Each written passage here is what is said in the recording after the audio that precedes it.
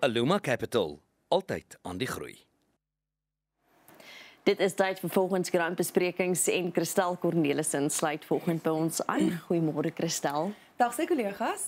Christel, ons begin met 'n tragiese storie volgend en ongelukkig 'n storie wat ek wil sê ons te veel van hoor, skoolkinders wat dood verongeluk. Dit is nie die manier hoe jy die jaar wil begin nie. Ek het 2 kinders wat skool toe gaan en ek dink enige iemand wat 'n kind ken, wat 'n kind gehad het, wat 'n kind het, wat grootkinders, kleinkinders kan hiermee identifiseer. Ek kry hoendervleis as ek dink aan die smart waarin hierdie mense gedompel is. So dis 'n ongeluk in Vanderbijlpark, 13 kinders dood, 5 van hulle beseer. Hulle was in 'n minibus-taxi op pad skool toe, ek dink 5 skole. En die voorlopige berigte dui daarop dat die taxibestuurder die aankomende verkeer se baan gery het, voertuie verbygesteek en toe teen 'n trok beland. Een van die berigte sê die vragmotorbestuurder moes beskerm word nadat van die mense wat op die toneel aangekom het hom wou aanval.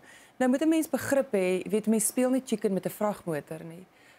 Wat presies is dit wat jy wil hy moet doen? Dis 'n besige pad, dis spitsverkeer. Hier kom 'n taxi van voor, waar presies wil jy hê met 'n vragmotor heen gaan? Hierdie is 'n voertuig vol kinders.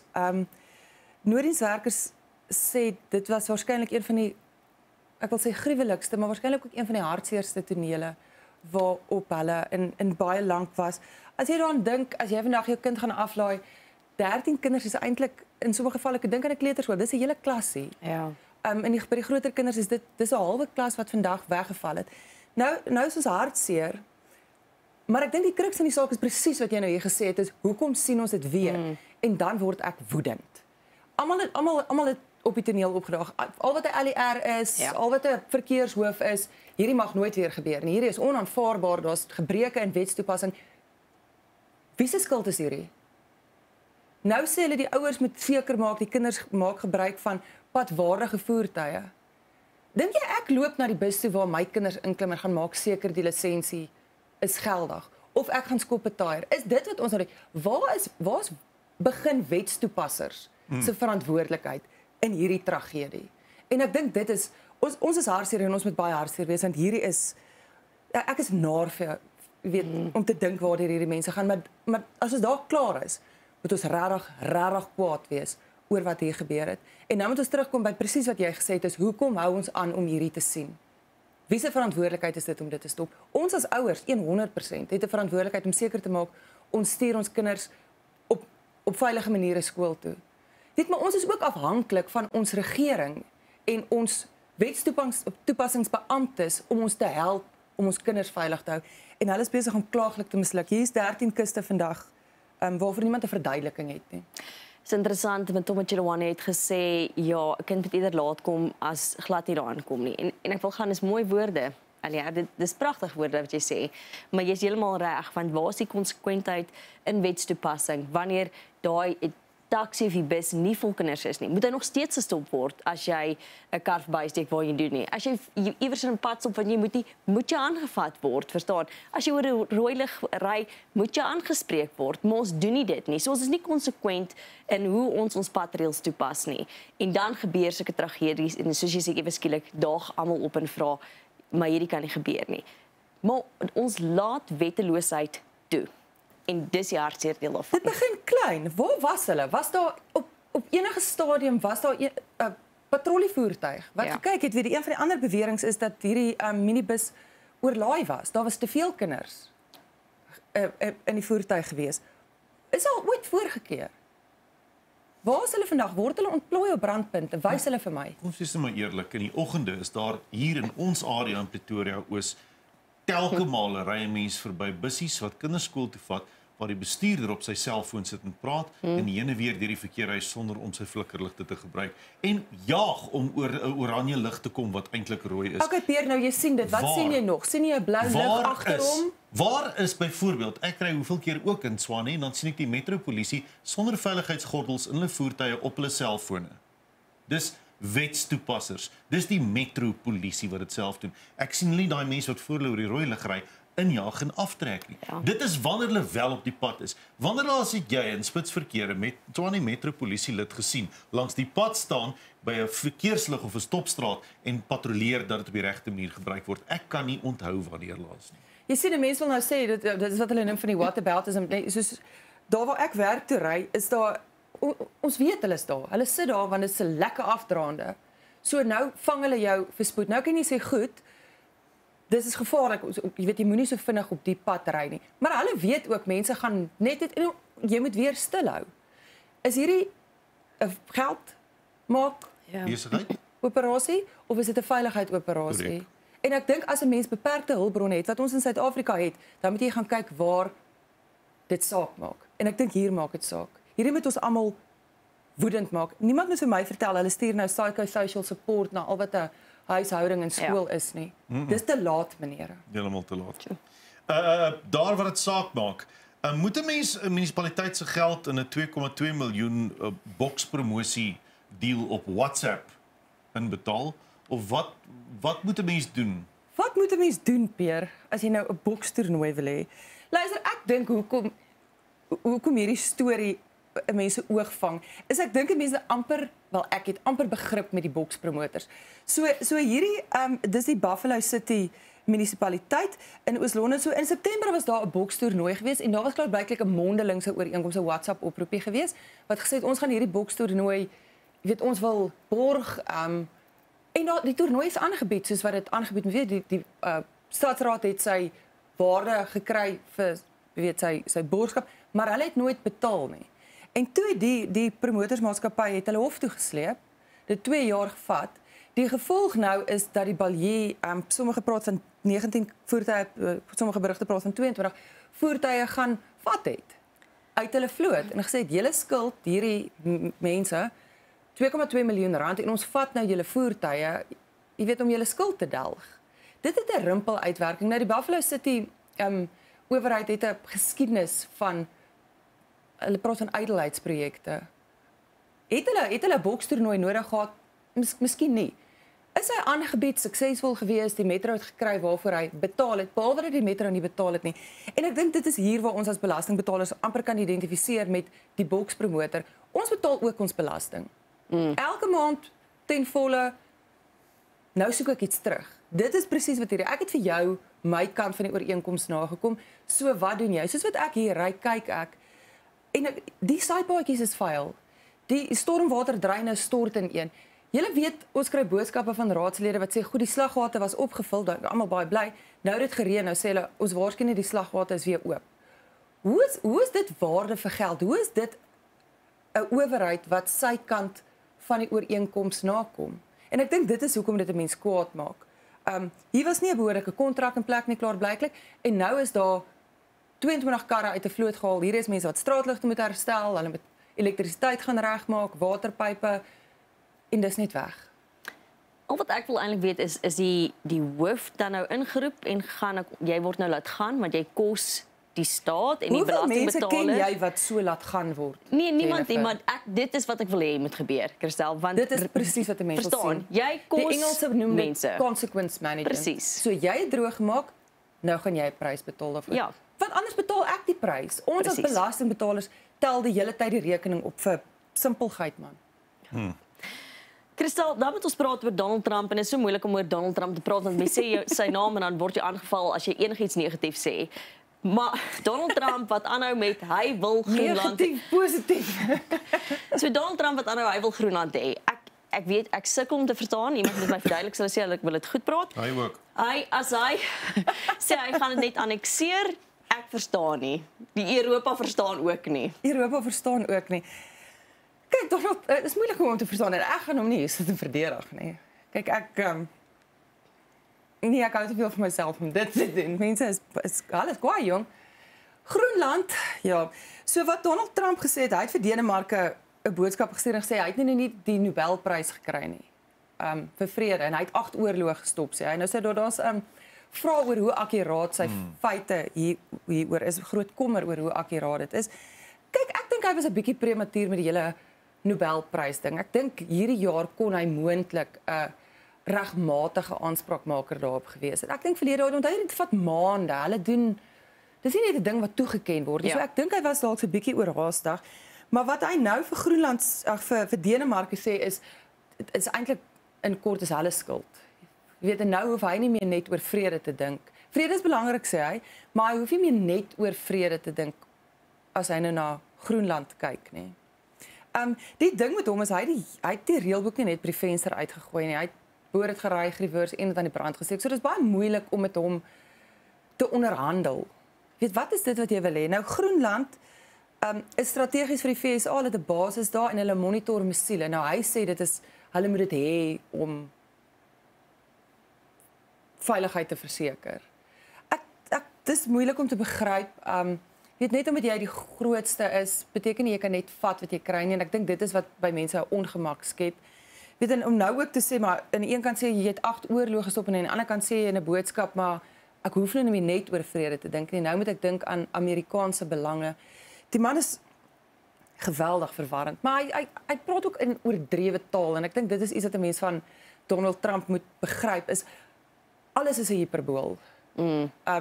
Weet so ek weet die mense wil sê hy gaan nie Groenland vat maar niemand weet met hom nie.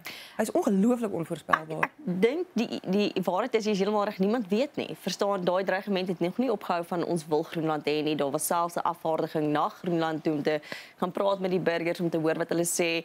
Die res van Europa of Europese leiers het nou uitgekom om te sê ons staan agter Groenland. Maar die realiteit is, wil enigiemand sien hoe die Europese leiers of Europese lande in Amerika mekaar takel? Nee, glad nie eens bietjie nie. Maar jy sien hy het nou die hele ding van tariewe gebruik om Denemarke en dan nou Groenland se bondgenote amper te straf. Dis ons het nou nie ons sin gekry nie, so watch hierdie move. Dit's maar sleg. Kan nie net vat wat jy wil hê nie.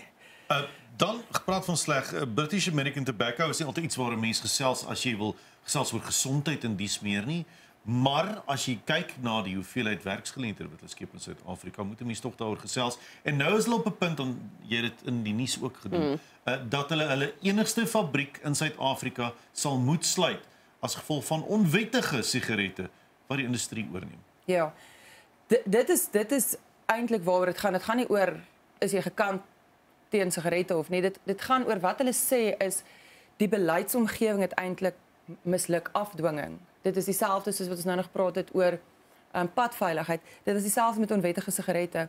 So in COVID-19 het dit 'n bloeitydperk gehad vir sluikhandel. Onder andere onwettige sigarette omdat dit jy weet dit verbied. En dis maar een van daai dinge, mense vind 'n manier om dit te doen. Wat gebeur het is daai handel is nooit gestop nie. So die deur is amper oopgemaak, die deur is oopgemaak vir die handel in onwettige sigarette en hy's nooit weer toegemaak nie. Daar was nie afdwinging nie, daar is nie wetstoepassing nie. Daar's baie belasting op die wettige industrie. Baie. R26. Dis bietjie meer R26 en 'n paar sente. So wat hulle sê is jy op enige manier sigarette koop wat goedkoper is as R26, moet jy klaar weet dat hierdie nie wettige sigarette is nie, want net die belasting op 'n pakkie 20's is R26 something. Sure. So dit kan nie. Nou die breër prentjie is dit is beleid wat misluk het. Dit is nie net sigarette nie en ek dink dit is wat mense gedagtig moet hou. Dit is ook onwettige drank. Navorsing sê 1 uit elke 5 drankies wat verkoop word is een of ander vorm van fake. Sure. 1 uit elke 5. Ja. So dit is 'n absolute groeiende ding en ons is besig om ek dink ons is besig om beheer daaroor te verloor. Weet ons is gewoond aan tekkies en sokkerhemde maar hierdie is dit groei en dit het geweldige belastinggevolge. Nou moet ek net by sê net kortliks, daar is mense wat sê Belsa gebruik hierdie as 'n hefboom om hulle sin te kry. Hulle sin onder andere dat daar strenger wetstoepassing moet wees van teen onwettige sigarette wat ek nie regtig meer kan fout vind nie. Nee, dis goed so. As ek in 'n bedryf werk, wil ek graag hê almal moet volgens dieselfde reëls speel. So wat hulle sê dis eintlik net 'n dreigement. Hulle gaan dalk later gaan hulle sê goed, ons gaan dit oop hou. So dit word oor dis eers oor 'n paar maande wat hulle serieus gaan sluit. Ek dink nie dis iets waarop ons moet baken nie. Ek dink dit sou roekeloos wees. Nie net British American Tobacco wat gaan onder gaan lei nie. In die artikel wat van julle van Marula Media afkom, staan ook 100 tabakboere minstens in Noordwes Limpopo en Mpumalanga met 35,000 poste in die waardeketting wat geaffekteer gaan word. Dit is 'n enorme impak op 'n land wat alreeds sukkel met werkloosheid. 100%. Kristal, nog 'n gruisame storie. 2 plaasaanvalle ruk 'n Vrystaat. Ja, dit is selfde met die kinders in die mediebestakse. Hier is nie hoe jy die jaar wil begin nie. So hierdie was een naweek gewees. Een is 'n boervrou van Bultfontein gewees. Sy is by haar plaashuis oorrompel en die aanvallers met haar weggery en die kar het gebreek en hulle het gaan staan langs die pad. En leidingsberigte het 'n polisiebeampte, klaarblijklik van diens af, die voertuig langs die pad gesien staan. En toe die polisiebeampte terugkom, ek weet nie wat hy of sy was nie, het hy of sy die kar weer gesien en stilgehou. Van diens af gestop en hulle die tannie in haar voertuig, ek het byna 'n hele dag wat sy daar in haar kattebak toegesluit is. En die ander een is dit 'n boer van Klokkolaan wat by sy plaashuis oorrompel is en aangerand is. Nou moet mense altyd sê dit kom terug by hoekom maak hierdie saak? Omdat dit 'n strategies belangrike gedeelte van ons ekonomiese sektor is. Jy het nou net verwys na die tabakboere. Hierdie is mense wat werk skep op plekke waar daar nie noodwendig ander bedrywe is nie. So daar's werkskepping, so daar's bestendigheid. Dit ontwrig 'n hele gemeenskap. Ons het verlede week weer 'n boewery daar op ons erf gehad en ek wil vir julle sê ek dink binne 4 minute was die eerste reaksievoertuig daar. Ons omstandighede is anders. Hierdie mense is baie kwesbaar. Dit vat baie langer vir mense om te reageer en ek dink dit is wat mense in gedagte moet hou hoekom daar 'n spesifieke plan vir landelike veiligheid moet wees en hoekom mense sê dit is nie dat iemand meer spesiaal as iemand anders is nie. Dit is omdat hulle unieke omstandighede het en 'n strategiese rol op 'n spesifieke plek speel en dit is hoekom hierdie goed baie sleg is. As ek iets oorkom, vervang julle vir my môre met 5 ander. Op die platteland het dit heeltemal 'n ander uitwerking. En ek dink dit is wat mense in gedagte hou met hierdie hoekom dit saak maak en hoekom spesiale ingryping, spesifieke ingryping nodig is. Dis asof die mense wat die besluite maak wat in die stede bly nie presies verstaan wat die milieu is nie. Ek dink jy slaan die spyker op die kop. Jy weet as jy sit en jy weet dit gaan 'n halfuur vat voor iemand by jou kom, dan is jou ongemak so bietjie groter oor jou veiligheid. As ek weet as ek regtig hard skree, gaan my buurman my kom help. Die vloede in die noorde het 'n paar goedjies redelik verwoes. Die dodetal is nou al tot op 38 vriende. 38. Ja, dit was gister gewees. Dis 18 in Limpopo en 20 in Mpumalanga. So ek dink ons gaan groter skade sien wanneer die water begin wegtrek. Ek dit reën nog daar. Dis rof. Ek dink 'n mens sal die landskap nie herken as jy nou daar aankom nie. En ek dink ons moet in gedagte hou wat onder daai water lê gaan hierdie hulle praat van 2 miljard in een provinsie om die skade te herstel. As mense in gedagte hou goed soos rioolstelsel, selfs mense se eie rioolstelsel, goed wat weggespoel het, damme, drade, pype, brûe. Dit is eenvoudig, dit is weg. Hulle sê mos jy weet as water nie kan om nie, dan gaan hy daardeur en dit is presies wat ons hier gesien het. Daar's 'n argument oor hoekom dit gebeur, jy weet uiterste weeromstandighede, so weer verander. Die punt is dit het gebeur, daar was Sondag 'n rampverklaring. So wat dit veronderstel is om te doen is om geld los te maak om hierdie skade te begin herstel. So ons mense help, baie mense het hulle huise verloor. Ons het by Marula gister berig oor mense het hulle lodge uit weg. Dis 30 jaar wat hulle opgebou het, wat net eenvoudig dit het verspoel. Mense wat nie meer blyplekke het nie. So daai geld moet nou ontsluit word sodat ons hierdie skade kan begin herstel, mense weer terugkry op hulle voete. En dan ek hoor myself, mens moet altyd skepties wees, nie. Maar ja, ek dink al reeds wat jy dink. Ek dink daai is dikwels kom die geld wat losgemaak word nie uit op die plekke waar dit moet nie. En ek dink in Suid-Afrika het ons, ek dink dit is billik dat ons bekommerd is oor die gebruik van geld en die toewysing van geld en waar dit uiteindelik gaan eindig. Hier is enorme skade wat reggemaak gaan moet word. Die mense gaan hulp nodig hê. Dit is hoekom ons belasting betaal. So wanneer 'n ramp tref, dat ons mekaar kan help. Maar dan moet dit op die regte plekke uitkom. Ja. Ja, absoluut. En dit reën nog steeds. Ja, dis erg. Christel, ons sluit af met 'n volgoed storie, as ek dit so kan stel. Mense wat self inspring en ingryp. Inderdaad. So dit reën, goed spoel weg, groot skade. Tong in die kies verwys hulle na hierdie groep. Hulle praat van plaasral, plek van Sanral. Dis 'n landbougemeenskap wat hulle brug het verspoel in die Hoedspruit omgewing en toe sê hulle vir Sanral, maar kom kyk, ons wil help. En toe help hulle. Want Sandra het hulle elke nou en dan gekyk of hulle dit reg doen. Hulle het kom inspekteer. Ja, en die plaaslike mense het die pad reg gemaak wat Sandra veronderstel is om reg te maak, maar hulle het gesê hulle sal inspring. Sandra het elke nou en dan kom kyk en dan sê hulle ja, julle kan maar aangaan en uiteindelik die goedkeuring gegee. Job well done. Julle kry dit. Hulle sê hulle was 35 mans, hulle het die hele dag gewerk. Die vrou het kos gemaak, mense het vir hulle gebraai, Swadini het pannekoeke gestuur, mense het koeldranke gebring, dit het 'n lekker kuier geword. Wag 'n bietjie. Het hulle 'n dag lank gewerk?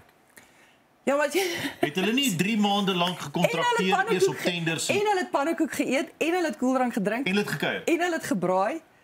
en hulle het 'n dag die pad reggemaak? Hulle sê so. Merkwaardig. Daar's 'n video, hulle brug is baie mooi. Kom ons vat die positiewe uit daai storie uit vandag dat as mense saam staan, kan jy goeders regmaak, Absoluut. vinnig regmaak en dit is lekker om te hoor. Miskien as ook. jy besig is, iemand sien besig om iets reg te maak, los 'n pannekoek. Maak dinge baie vinniger. Daar Sê bietjie sy. Christel, baie dankie vir die saamgesels vanoggend. Dankie kollegas. Dit is Christel Cornelis en ons is nou weer terug. Aluma Capital, altyd aan die groei.